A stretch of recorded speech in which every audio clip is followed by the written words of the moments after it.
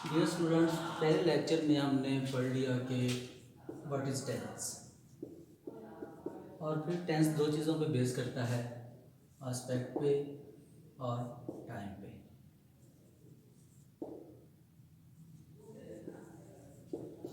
और ये भी पढ़ लिया कि व्हाट इज एस्पेक्ट और व्हाट इज टाइम। तो हम इनको थोड़ा रिवाइज कर लेते हैं। Tense is the mutual harmony between the form of verb and our concept of time.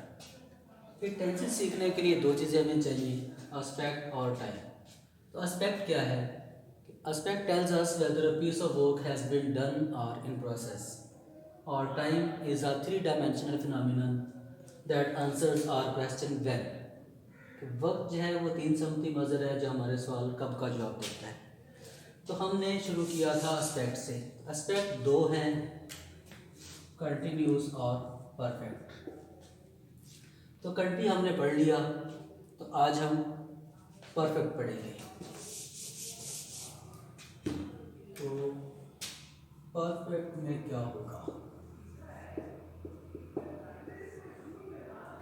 Perfect tells us that a piece of work has been done.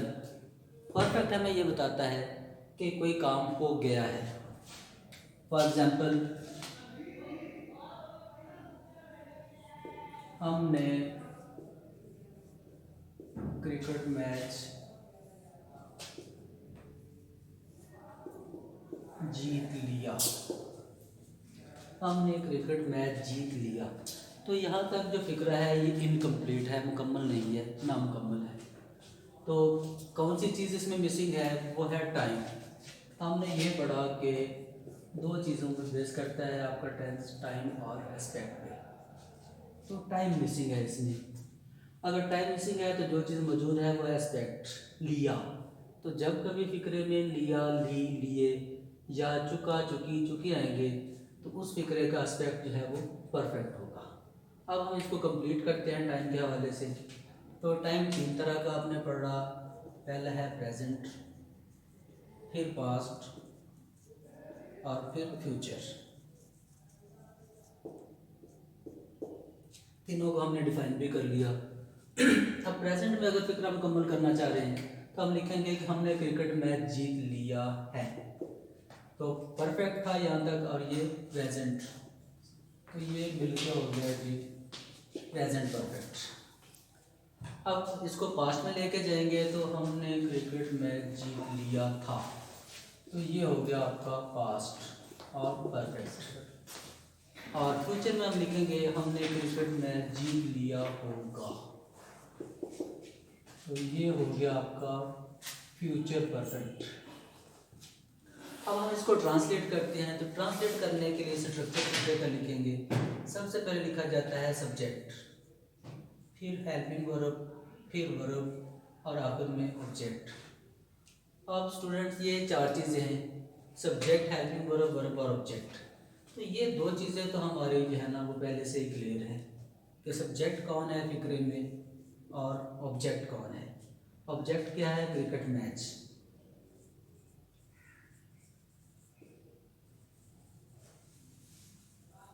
और यहाँ तक आपका 50% फिक्रा जो है ये क्लियर हो गया। अब हमारे सामने दो मसले हैं कि हेल्पिंग वर्ब कौन सा लगाएं और वर्ब की फॉर्म कौन सी लगाएं। तो हेल्पिंग वर्ब और वर्ब की फॉर्म का फैसला करने के लिए हमने पहले से दो चीज़ें पढ़ रखी हैं। वो कौन सी हैं? वो है एस्पेक्ट और टाइम। तो एस्पेक्ट हमें ये बताएगा कि वर्ब की फॉर्म कौन सी लगानी है, और टाइम हमें ये बताएगा कि हेल्पिंग वर्ब कौन सा लगाना है। तो जब कभी फिक्रे में लिया, ली, लिए, चुका, चुकी, चुकी आएगा उर्दू फिक्रे में, तो उस फिक्रे का एस्पेक्ट जो है वो परफेक्ट होगा।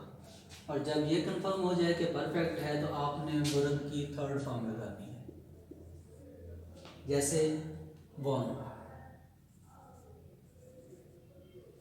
तो यहाँ तक आपका 75% फिक्रा जो है ये मुकम्मल हो गया।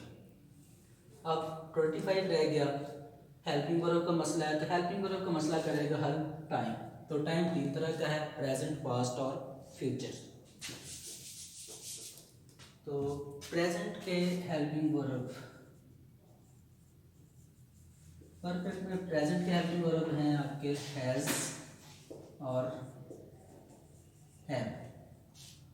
पास्ट में एक ही हेल्पिंग वर्ब है और वो है हैड। फ्यूचर आप पढ़ चुके कि शेल और विल के बगैर नहीं बनेगा, तो शेल और विल और दोनों के बाद इजाफा करेंगे हैव का, यानी शेल हैव और विल हैव। अब हम इसको कंप्लीट कर लेते हैं। तो हमने मैच जीत लिया है, क्रिकेट मैच जीत लिया है। तो प्रेजेंट है तो हैज़ और हैव में से, और हमने पिछले लेक्चर में पढ़ा कि वर्ब जो है वो हमेशा अपने सब्जेक्ट को फॉलो करता है, उसी के मुताबिक आएगा। तो वी है तो वी के साथ हम लिखेंगे have. We have won the match, cricket match. और पास्ट है तो हम लिखेंगे, ऑप्शन है ही नहीं हमारे पास, एक ही है बस, had. We had won a cricket match. और फ्यूचर में शेल या विल के बगैर नहीं बनेगा, तो आई और वी के साथ शेल आमतौर पर लिखते हैं। तो we shall have won a cricket match.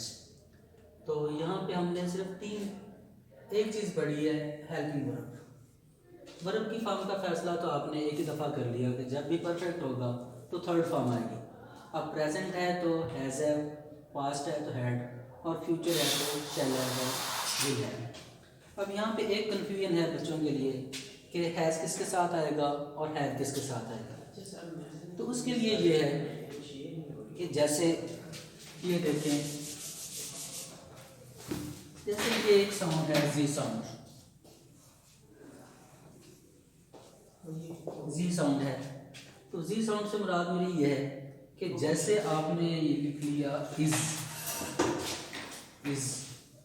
और उसके बाद एज, और उसके बाद है ये गोज। तो इसका मतलब ये है कि जिसके साथ इज आएगा उसी के साथ हैज आएगा, जिसके साथ इज आएगा उसके साथ हैज आएगा, और जिसके साथ इज आएगा उसी के साथ प्रेजेंट इंडेफिनिट में एस या ई एस का कहीं इजाफा किया जाएगा। तो जैसे ही इज है तो ही हैज, शी इज और शी हैज, और ऐसे ही आगे प्रेजेंट इंडेफिनिट जब हम करेंगे तो वर्ब की फर्स्ट फॉर्म के साथ एस या ई एस का इजाफा किया जाएगा। तो यहाँ तक आपने वो 3 टेंसेस पढ़ लिए। 3 टेंसेस कौन कौन से? प्रेजेंट परफेक्ट टेंस पढ़ लिया आपने, पास्ट परफेक्ट और फ्यूचर परफेक्ट। तो 2 एस्पेक्ट थे, कंटी और परफेक्ट, दोनों को हमने पढ़ लिया। कंटी में हमने फोर्थ फॉर्म का इजाफा किया था और परफेक्ट में आपने थर्ड फॉर्म इस्तेमाल की है। कंटी में आपके हेल्पिंग वर्ब थे is, am, are, was, were, shall be, will be, और परफेक्ट में आपकी हेल्पिंग वर्ब आगे has, have, had, shall have और विल हैव। तो जो चीज़ ज़्यादा फोकस करने की है, ज़्यादा सीखने याद रखने की है, वो आपकी हेल्पिंग वर्ब है। परफेक्ट में थर्ड फॉर्म ही आनी है और कंटी में फोर्थ फॉर्म आनी है।